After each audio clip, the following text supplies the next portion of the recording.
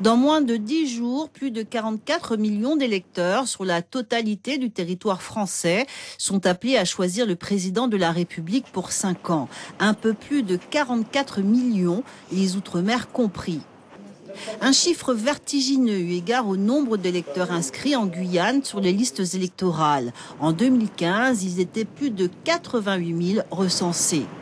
En conséquence, ne pas participer au prochain scrutin n'aurait aucune incidence sur le résultat de la présidentielle.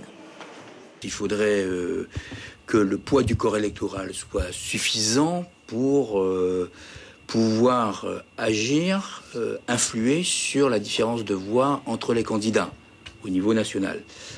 Or, compte tenu des différences de voix qu'il y a, qu'on a observées dans les différentes élections présidentielles, le poids de la Guyane n'est pas suffisant. Il représente 0,10 premier tour rapporté aux dernières élections territoriales, comme vous le rapportez au poids du corps électoral national, 0,10-0,11%.